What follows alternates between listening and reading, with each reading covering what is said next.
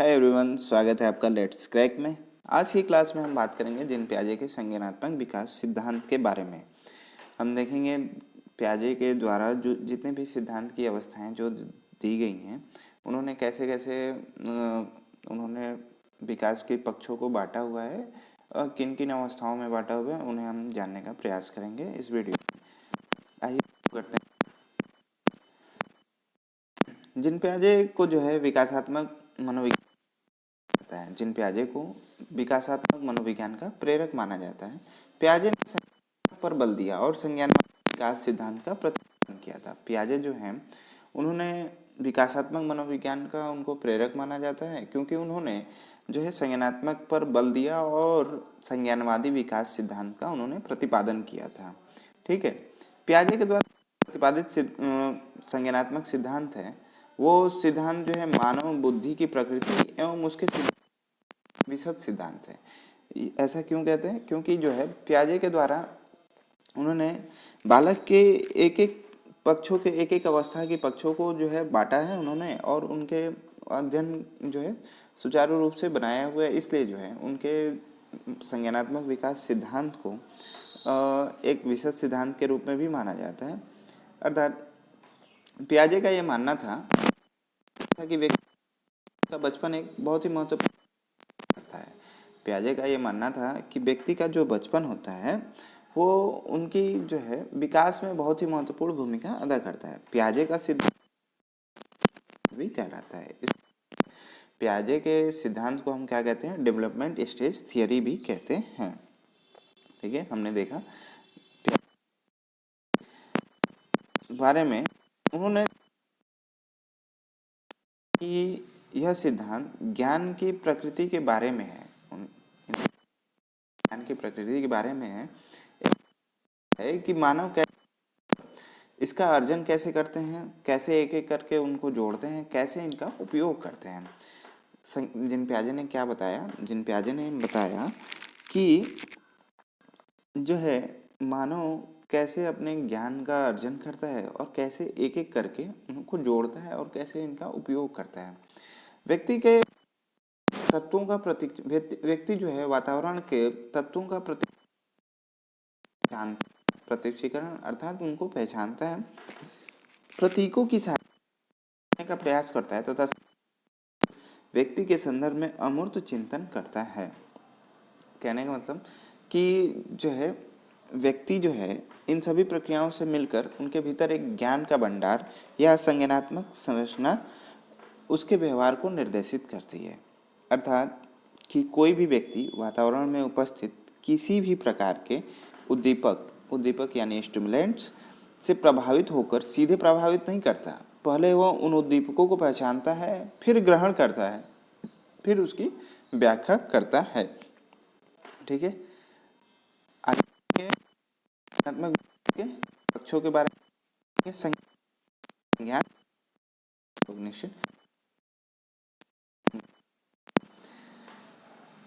संज्ञान एक ऐसी संवेदना, प्रत्यक्षीकरण, प्रतिमा, धारण, समस्या समाधान, तर्क, चिंतन, प्रत्यावन यानी रिकॉल आदि मानसिक संक्रियाएं निहित होती हैं।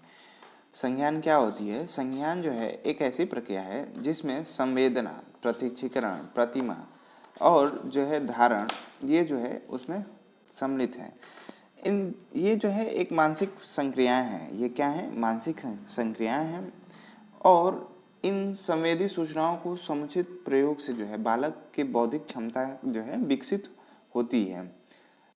जैसे ये संवेदी सूचनाओं का ग्रहण करके संवेदी सूचनाओं का ग्रहण, रूपांतरण और जैसे उसका संग्रहण करके पुनर्लाभ का जो है समुचित प्रयोग भी बालक करते हैं। ठीक है, हमने देखा जो है संज्ञान क्या है? संज्ञान एक ऐसी प्रक्रिया है जो है यह एक तरह की मानसिक प्रक्रिया है। जैसे संवेदी सूचनाओं को ग्रहण करके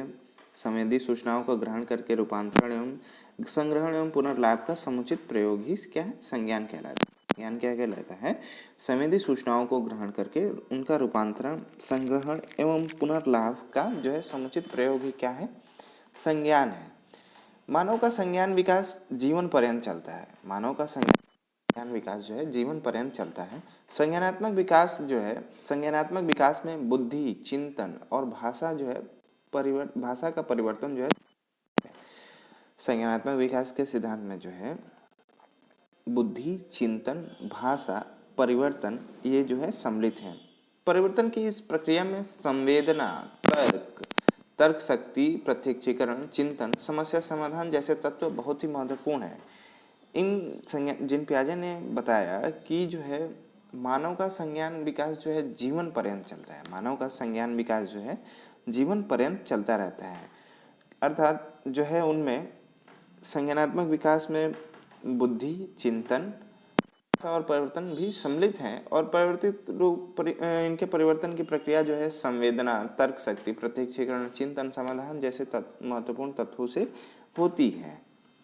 ठीक है, हमने देखा क्या होता है, संज्ञान के बारे में जाना।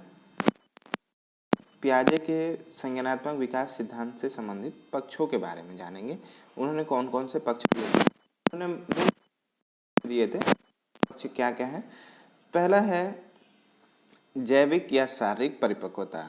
जैविक या शारीरिक परिपक्वता यानी कहने का मतलब ये है कि यह सिद्धांत जो है जैविक प्रेरकों से संबंधित है। जैविक प्रेरकों से संबंधित अर्थात बालक का व्यवहार, भूख, प्यास जैसे प्रेरकों से प्रभावित होता है। व्यक्ति का व्यवहार जो है परिपक्वता से निरूपित होता है। इस सिद्धांत के अनुसार जो है शारीरिक और मानसिक रूप से अपरिपक्व व्यक्ति जो है वांछित व्यवहार नहीं कर सकता। पियाजे के इस सिद्धांत की आलोचना करते हुए इसे अस्वीकार भी कर दिया गया था। जैविक इन्होंने क्या बताया था, पियाजे ने बताया था कि यह सिद्धांत जो है जैविक प्रेरकों एवं परिपक्वता से संबंधित है और जो है लेकिन जो है इनके सिद्धांत की आलोचना करते हुए इस सिद्धांत को अस्वीकार। दूसरा भौतिक वातावरण के साथ अनुभव। भौतिक वातावरण के साथ अनुभव बालक के अधिगम में उसकी ज्ञानेंद्रियों का बहुत ही बड़ा योगदान होता है। बालक के जो है अधिगम में उनके ज्ञानेंद्रियों का बहुत ही बड़ा योगदान होता है और भौतिक पर्यावरण और अभौतिक अनुभवों के माध्यम से जो है तार्किक संबंध पाया जाता है। पियाजे के अनुसार भौतिक वातावरण अधिगम में सहायक है और भौतिक वातावरण 3 पक्ष होते हैं, जैसे अभ्यास, भौतिक अनुभव, तार्किक गणितीय अनुभव। ठीक है। तीसरा है सामाजिक वातावरण से अनुभव। सामाजिक वातावरण से अनुभव अर्थात जो है मनुष्य जो है एक सामाजिक प्राणी है। मनुष्य क्या है, एक सामाजिक प्राणी है। वह जो है सामाजिक सदस्यों के रूप में विभिन्न क्रियाएं करता है। विभिन्न क्रियाएं अर्थात जो है सामाजिक वातावरण में सामाजिक क्रियाएं सहयोग, प्रतिस्पर्धा, परंपरा एवं लोकाचार जैसे जो है विभिन्न पक्ष जो है उनमें सम्मिलित होते हैं और जो है इन पक्षों से जो प्राप्त अनुभव हैं अधिगम में सहायक होते हैं। ये जो पक्ष हैं सामाजिक वातावरण में सामाजिक क्रियाएं, सहयोग, प्रतिस्पर्धा, ये जो है अधिगम में जो है सहायक होते हैं। पियाजे ने सामाजिक अनुभव को सीखने के लिए जो है भाषा के समाजीकरण का आधार माना है। उन्होंने क्या माना है कि जो है सामाजिक अनुभव को सीखने के लिए भाषा के समाजीकरण का आधार माना है। हमने देखा जैविक, भौतिक वातावरण। चौथा है संतुलन यानी बैलेंस। अर्थात पियाजे ने विकास के पक्षों को जो है विधिवत विश्लेषण करने के बाद उन्होंने बताया कि अधिगम के लिए जो है सिद्धांतों में समन्वय होना आवश्यक है। क्या होना आवश्यक है, यानी उनमें जो है संतुलन होना आवश्यक है, यानी समन्वय होना आवश्यक है। पियाजे के जो अनुसार जो है प्रत्येक विषय में तथ्यों की एक संरचना होती है। सीखने के लिए जो है इस संरचना में संतुलन की आवश्यकता है और जो है अधिगम के दौरान जब बालक समस्याओं के साथ व्यवस्थापन करता है तो उसका बौद्धिक विकास परिपक्वता की ओर अग्रसर होता है। यही संतुलन की अवस्था होती है। इस प्रक्रिया में जो है आत्मीकरण, समायोजन एवं अनुकूलन का बहुत ही बड़ा योगदान होता है। हमने देखा जैविक शारीरिक परिपक्वता, भौतिक वातावरण के साथ अनुभव, सामाजिक वातावरण से अनुभव और संतुलन के बारे में हमने जाना। अब हम देखेंगे संज्ञानात्मक विकास की अवस्थाओं के बारे में। जिन प्याजे ने कौन कौन से विकास की अवस्थाएं दी थी उनके बारे में हम पढ़ेंगे। संज्ञानात्मक विकास की अवस्थाएं, स्टेज ऑफ कॉग्निटिव डेवलपमेंट। संज्ञानात्मक विकास जो है बालक के समस्या समाधान, सोचने व निर्णय लेने की क्षमता एवं रणनीति के बारे में योगदान देता है। जो संज्ञानात्मक विकास है, विकास के बालक के समस्या समाधान, सोचने और निर्णय लेने की क्षमता, सृजनात्मकता, रणनीति बनाने में योगदान देता है। जिन प्याजे के विकास की 4 का उल्लेख किया गया है।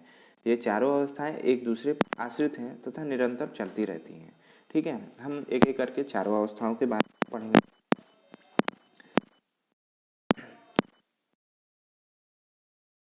पहला है समेगी गामक अवस्था, सेंसरी मोटर स्टेज, यह जन्म से 2 वर्ष तक होती है। दूसरा है पूर्व संक्रियात्मक अवस्था, प्री ऑपरेशनल स्टेज, यानी ये 2 से 7 वर्ष तक चलती है। एग्जाम में जो है, आपके एग्जाम में ये इनके स्टेज से, संज्ञानात्मक विकास के स्टेज से क्वेश्चन हूबहू पूछे जाते हैं कि पहले अवस्था का नाम क्या है। तो पहली अवस्था संवेदी गामक अवस्था, दूसरी पूर्व संक्रियात्मक अवस्था जो जो जो जो 2 से 7 वर्ष तक होती है। तीसरी है मूर्त एवं संक्रियात्मक अवस्था, मूर्त संक्रियात्मक अवस्था यानी स्टेज ऑफ कॉन्क्रीट ऑपरेशन।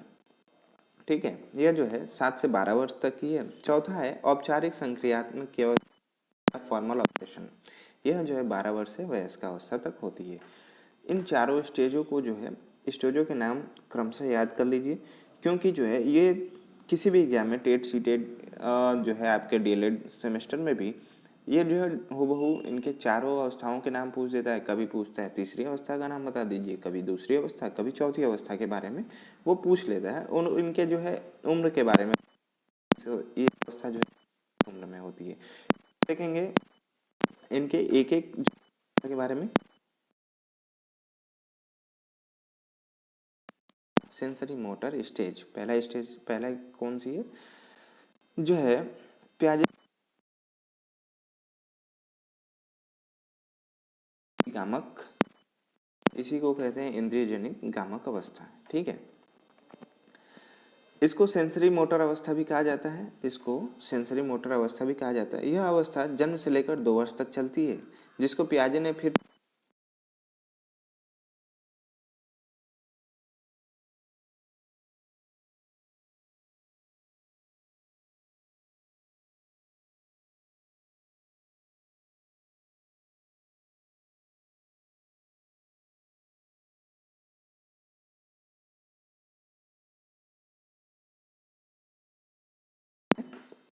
आइए इनको एक एक करके हम देखते हैं, इनके 6 भागों में कौन कौन सी अवस्थाएं हैं। तो पहली उप अवस्था है प्रतिवर्ती क्रियाओं की अवस्था। पहली उप अवस्था का नाम क्या है, प्रतिवर्ती क्रियाओं की अवस्था, जो जन्म से 30 दिन तक चलती है। इसमें जो है मात्र प्रतिवर्ती क्रियाएं होती है। प्रतिवर्ती क्रियाएं जैसे बालक जो है जन्म लेने के बाद जो है इनमें जो है चूसने की प्रवृत्ति प्रबल होती है, यानी जैसे वो जो है जब बालक जन्म लेता है तो उसके 30 दिन तक जो है बालक अपने माता का स्तनपान करता है या फिर उंगलियों को चूसना, ऐसे जो है क्रियाएं करता रहता है। ठीक है, दूसरा है प्रमुख वृत्तीय अवस्थाओं की अवस्था, प्रमुख वृत्तीय प्रतिक्रियाओं की अवस्था। ठीक है, प्रमुख वृत्ति प्रतिक्रियाओं की अवस्था, यह जो है 1 माह से 4 माह तक चलती है अवस्था। यह इसमें जो है दोहराने की प्रवृत्ति प्रबल होती है। जब बालक जो है 1 माह से 4 माह तक की अवस्था में चला जाता है तो उनमें दोहराने की प्रवृत्ति जो है प्रबल हो जाती है। यह जो है अधिक समन्वित हो जाता है, इसमें जो है बालक अधिक समन्वित हो जाता है। ठीक है, तीसरा है गौण वृत्तीय प्रतिक्रियाओं की अवस्था। तीसरा कौन सी अवस्था है, गौण वृत्तीय प्रतिक्रियाओं की अवस्था। यह जो है 4 माह से 8 माह होती है। इसमें जो है बालक उलटना पलटना, छूना, जानबूझकर मनोरंजन की क्रियाएं करना, इसमें वो सीख जाता है। ठीक है, चौथी अवस्था है गौण स्कीमेटा के समन्वयन की अवस्था। ठीक है, चौथी अवस्था को क्या कहते हैं, गौण स्कीमेटा के समन्वयन की अवस्था। यह 8 से 12 माह तक की होती है। इनमें जो है बालक जो है, बालक के सामने यदि कोई वस्तु रखी जाए तो वो उनको खोजने पर क्या है, जोर देता है। जैसे खिलौने को छुपा दे तो वो खोजता है कि उसके खिलौने कहाँ गए। जैसे इसमें जो है एक परिस्थिति से दूसरे परिस्थिति में वो समन्वयन करना भी सीख जाता है। ठीक है, इसमें जो है वो एक परिस्थिति से दूसरे परिस्थिति में समन्वयन करने की क्षमता उनमें आ जाती है। पांचवा है वृत्तीय तृतीय वृत्तीय प्रतिक्रियाओं की अवस्था। इसमें क्या है, तृतीय वृत्तीय प्रतिक्रिया अवस्था, यह 12 से 18 महीने तक की अवस्था को कहते हैं। और इसमें प्रयत्न एवं भूल से वो सीखते हैं। कोई भी चीज़ उसमें जो है प्रयत्न एवं भूल के जो है से सीखते हैं। कोई चीज़ प्रयास करते हैं, फिर उसको जो है उससे जो भी उनको ज्ञान प्राप्त होता है उससे वो सीखते हैं। वस्तुओं को ऊपर से नीचे गिराते हैं। जब जो है लगभग बालक जो है 1 साल के लगभग हो जाता है तो वस्तुओं को जो है पटकता है, उसको गिराता है, उससे जो आवाज़ आती है फिर वो उसको जो है अच्छा महसूस होता है। फिर वो यही सब चीज़ों को वो करता रहता है। ठीक है। नंबर 6 है मानसिक संयोग के द्वारा नए संसाधनों की खोज। मानसिक संयोग के द्वारा नए संसाधनों की खोज 18 से 24 माह की अवस्था को कहते हैं। ये अवस्था होती है और जो है इसमें वस्तु स्थापत्य यानी जो है वस्तु के उनके समक्ष नहीं है उसके बारे में भी वो सोचने लगता है। यदि बालक के जो है के खिलौनों को अगर छुपा दिया जाए तो वो उनको खोजने लगता है, वो उनसे संबंधित प्रश्न भी पूछने लगता है। ठीक है। हमने देखा जो है संवेदी प्याजे के संज्ञानात्मक विकास की अवस्थाओं में संवेदी गामक अवस्था की 6 जो है उप अवस्थाओं के बारे में हमने जाना। और जो है इस अवस्था में बालक की बुद्धि की अभिव्यक्ति जो है उसके कार्यों से होती है। इस अवस्था में बालकों में इंद्रियों के अनुभव तथा उनके पेशियों के कार्य करने के सक्षम विकसित भी हो जाते हैं। दूसरी है पूर्व संक्रियात्मक अवस्था। दूसरी अवस्था कौन सी है, पूर्व संक्रियात्मक अवस्था, प्री ऑपरेशनल स्टेज। यह अवस्था जो है 2 वर्ष से 7 वर्ष तक की आयु के मध्य होती है और इस पूर्व परिचालन अवस्था भी कहते हैं। इसे क्या कहते हैं, पूर्व परिचालन अवस्था भी कहा जाता है। इस आयु में बालक को घटनाओं एवं वस्तुओं का अर्थ का ज्ञान हो जाता है। इस अवस्था तक आते आते उनमें जो है बालक को घटनाओं एवं वस्तुओं का अर्थ का ज्ञान हो जाता है तथा प्रतिमाओं को अंतःकरण प्रारंभ हो जाता है। यानी कोई भी चीज़ों को देख के वो जो है जल्दी सीखना प्रारंभ कर देते हैं। इस अवस्था के अंत तक बालक जो है स्वकेंद्रित एवं स्वार्थी न रहकर दूसरों के संपर्क का स्थापित करता है। इस दौरान वह नई सूचनाओं एवं अनुभव को ग्रहण करता है। इसके अनुसार जो है बालक जो है अब स्वकेंद्रित नहीं होता, खुद के बारे में नहीं सोचता, यानी वो जो है स्वार्थी न रहकर दूसरों के संपर्क जो है स्थापित करता है। इस दौरान वो नई सूचनाओं का अनुभव भी ग्रहण करता है। यह अवस्था में जो है भाषा का विकास प्रतीकों के माध्यम से होता है। बालक जब 2 से 7 वर्ष तक का अवस्था में होते हैं तो जो है उनको प्रतीकों के माध्यम से सिखाया जाता है। वो जो है इनके माध्यम से बहुत ही तेजी से वो ग्रोथ करते हैं। ठीक है। इस अवस्था को भी 2 सब स्टेजों में बांटा गया है। पूर्व संक्रियात्मक अवस्था को 2 स्टेजों में भी बांटा गया है। पहला स्टेज है प्राक संप्रायात्मक अवस्था। ठीक है। इस अवस्था को जो है सूचकता विकसित हो जाती है। सूचकता यानी सिंबल्स के रूप में जो है वो बच्चे जो है देखने लगते हैं। इसमें जो है माँ की आवाज़ से माँ की प्रतिमा बन जाती है। बच्चों में जो है जब वो माँ की आवाज़ को सुनते हैं तो उनके माँ की प्रतिमा भी बन जाती है। सूचकता का अर्थ यहाँ पे ये होता है कि प्रत्येक कार्य में प्रयोग वो समझता है और प्रत्येक कार्य में प्रयोग करता है। अनुकरण एवं खेल के द्वारा भी सीखता है। इस अवस्था में जो है शब्दों का अनुकरण करता है, यानी बार बार दोहराना, और खेल के माध्यम से भी वो चीज़ों को सीखना शुरू कर देता है। ठीक है। दूसरा है अंतदर्शी काल। दूसरा क्या है, अंतदर्शी काल। ये जो है 4 से 7 वर्ष तक की होती है। दूसरा अंतदर्शी काल ये 4 से 7 वर्ष तक होती है। इसमें जो है भाषा चिंतन तर्क का विकास हो जाता है।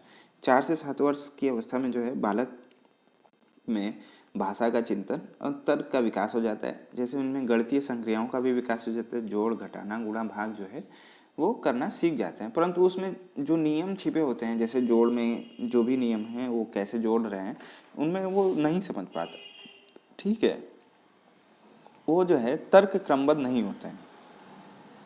बालक जो है इस अवस्था में अपने तर्क को जो है क्रमबद्ध नहीं कर पाते हैं। ठीक, हमने देखा पूर्व संक्रियात्मक अवस्था, पूर्व संक्रियात्मक प्राक संक्रियात्मक अवस्था के बारे में देखा, अंतर्दर्शीय काल के बारे में देखा। अब तीसरी अवस्था है मूर्त क्रियाकाल की अवस्था। तीसरी अवस्था का नाम क्या है? मूर्त क्रियाकाल, कॉन्क्रीट ऑपरेशनल स्टेज। इसमें जो है इस पक्ष का इसे प्रत्यक्ष या स्थूल संक्रियात्मक अवस्था भी कहा जाता है। इसे क्या कहते हैं? प्रत्यक्ष या स्थूल संक्रियात्मक अवस्था भी कहा जाता है। यह अवस्था 7 से 12 वर्ष तक की आयु के मध्य होती है। यह अवस्था जो है 7 से 12 वर्ष की आयु के मध्य होती है। मूर्त क्रियाकाल में बालक अंक, लंबाई, समय, भार जैसे संप्रत्यय भी सीख जाते हैं और वस्तुओं का कार्यकरण संबंध जानने का प्रयास करता है। ठीक है, बालक जो है ये अवस्था 7 से 12 वर्ष की होती है। इसमें जो है मूर्त क्रियाएं, जैसे जो चीज़ें दिखाई दें उन्हें, जैसे अंक, लंबाई, समय और जो है भार जैसे संप्रत्यय सीख जाते हैं, जैसे वस्तुओं को कार्यकरण से संबंध में जानकारी मिलती है। ठीक है, इस अवस्था में बालक करके सीखता है। इस अवस्था में जो है किसी भी चीज़ को बालक जो है स्वयं करके सीखने में प्रयास करने लगता है। इस आयु काल में जो है बालक तार्किक चिंतन करने योग्य हो जाता है, परंतु कुछ प्रत्यक्ष वस्तुओं तक ही सीमित रहते हैं। बालक जो है कुछ संप्रत्यय वस्तुओं तक ही सीमित रहते हैं। इस अवस्था में बालक पर्यावरण के साथ अनुकूलन स्थापित करना भी सीख जाता है। इस अवस्था तक आते आते बालक जो है पर्यावरण के साथ अनुकूलन करना भी सीख जाता है। ठीक है, हमने देखा मूर्त क्रियाकाल के बारे में जाना। मूर्त क्रियाकाल यानी कॉन्क्रीट ऑपरेशनल स्टेज के बारे में हमने देखा। लास्ट है औपचारिक संक्रियात्मक अवस्था। औपचारिक संक्रियात्मक अवस्था यानी फॉर्मल ऑपरेशनल स्टेज। यह अवस्था जो है 12 वर्ष की आयु के पश्चात प्रारंभ होती है। यह अवस्था 12 वर्ष की आयु के पश्चात प्रारंभ होती है और प्रौढ़ावस्था तक चलती है। इस अवस्था में बालक पूर्व अवस्थाओं से प्राप्त ज्ञान एवं अनुभव के आधार पर वस्तुओं के गुण दोष की पहचान भी करने लगता है। इस अवस्था में जो है बालक पूर्व ज्ञान से जो भी प्राप्त होते हैं उन्हें अनुभवों के आधार पर वस्तुओं में क्या क्वालिटी है, क्या जो है उनमें जो है दोष हैं, उनको पहचानने लगता है। अब जो है बालक किशोरावस्था में प्रवेश करता है। इस अवस्था के बाद इस अवस्था में जो है 12 वर्ष के बाद अब बालक जो है वो किशोरावस्था में प्रवेश करता है और सामंजस्यों के बारे में जानने एवं उनसे समाधान प्राप्त करने का भी प्रयत्न करता है। ठीक है, और अब इस अवस्था में बालक जो है इस अवस्था में मूर्त के साथ साथ अमूर्त चिंतन करना भी सीख जाता है। इस अवस्था में जो है बालक मूर्त यानी जो चीज़ें दिखाई देती हैं उनके सामने और जो है उससे उनके साथ साथ अमूर्त चिंतन करने भी सीख जाता है। इसी कारण इसे तार्किक चिंतन की अवस्था भी कहा जाता है। इसलिए जो है क्या कहते हैं, इसे तार्किक चिंतन की अवस्था भी कहते हैं। ठीक है, हमने पियाजे के सभी सिद्धांतों के बारे में जाना। पियाजे के कौन कौन से विकासात्मक सिद्धांत हैं और यह आपके एग्जाम के दृष्टि से बहुत ही महत्वपूर्ण है। इसमें प्रश्न जो है इनके संक्रियात्मक अवस्थाओं के बारे में पूछता है, उनके कौन कौन से स्टेज हैं। ठीक है, डीएलएड एग्जाम के साथ साथ टेट सीटेट के भी एग्जामों में ऐसे क्वेश्चन पूछते हैं। ये शिक्षा मनोविज्ञान में जो है पियाजे के द्वारा जो विकासात्मक प्रतिपादित सिद्धांत किए गए थे, ये बहुत ही जो है महत्वपूर्ण है।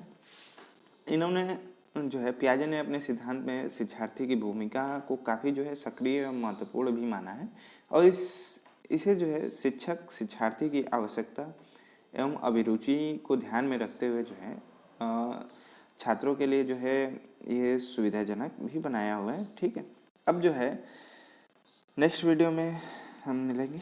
ठीक है।